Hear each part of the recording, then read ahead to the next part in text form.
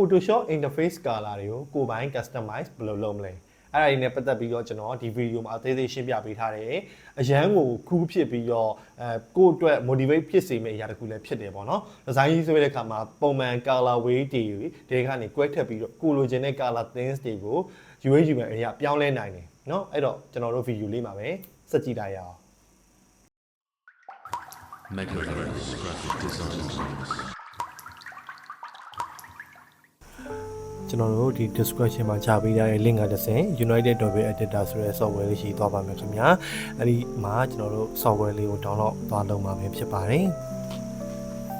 ကျွန်တော်တို့ download click ကိုနှိပ်ပြီးသွားလို့ရှိရင် no thanks just take me to the download ကိုကျွန်တော်နှိပ်ပြီးတော့ free download ဆွဲမှာပဲဖြစ်ပါတယ်ထဲကိုဝင်သွားတဲ့ link ကတစ်ဆင့် download တစ်ချက်နှိပ်ပြီးတော့ကျွန်တော်တို့ download ဆက်ပေးမှာပဲဖြစ်ပါတယ်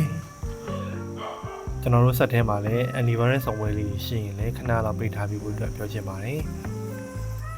ကျွန်တော်တို့ software file လေးကို extract ဖြည့်ပြီးသွားလို့ရှိရင်အဲ့ဒီမှာအထဲမှာပါဝင်တဲ့ United Adobe Editor ဆိုတဲ့ software လေး install လုပ်ပါမယ်အဲ့ဒီနေရာမှာကျွန်တော်တို့ software ကဒီတစ်ခုလေးရည်တည်လို့မရတာဖြစ်တဲ့အတွက်ကြောင့်မလို့ကျွန်တော်တို့ Windows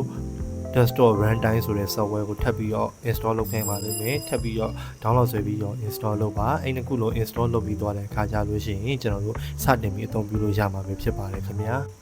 software တစ်ခုလုံး install လုပ်ပြီးပါပြီဆိုလို့ရှိရင်ကျွန်တော်တို့ software ပွင့်လာပါလိမ့်မယ်အဲ့ဒီမှာကျွန်တော်တို့ Photoshop icon ရွေးလိုက်ပါပြီးပါပြီဆိုလို့ရှိရင်တော့ကျွန်တော်တို့ located C တွေက program file တွေက Adobe ထဲမှာ Adobe Photoshop CC တွေက Adobe Photoshop EAE file လေးကိုကျွန်တော်ကြည့်ပြလိုက်ရုံနဲ့ကျွန်တော်စတင်ပြီးအသုံးပြုလို့ရမှာပဲဖြစ်ပါတယ်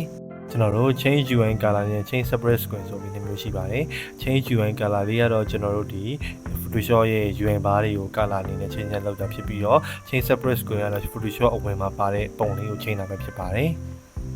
ကျွန်တော်တို့အချင်းချင်းပြုလုပ်တဲ့နေရာမှာကျွန်တော်တို့ resolution ကို1500 1000 pixel ကိုမှာ resolution 100 300 စသဖြင့်ပေါ့နော်အဲ့ဒါတွေနဲ့ကျွန်တော်ထားပြီးတော့ကိုဆွဲခြင်းတဲ့ပုံလေးတွေကိုထားခြင်းတဲ့ပုံလေးတွေကိုထိမှ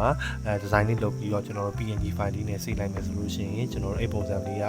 ကျွန်တော်တို့ Photoshop အဝင်မှာပေါ်လာမှာပဲဖြစ်ပါတယ်ခင်ဗျာ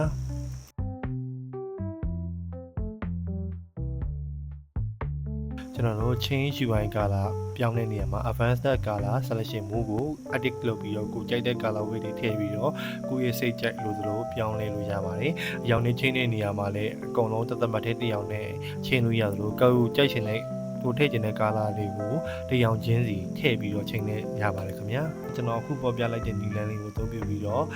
အဆင်ပြေမယ်လို့မျှော်လင့်ပါတယ်ခင်ဗျာ။ကျေးဇူးတင်ပါတယ်။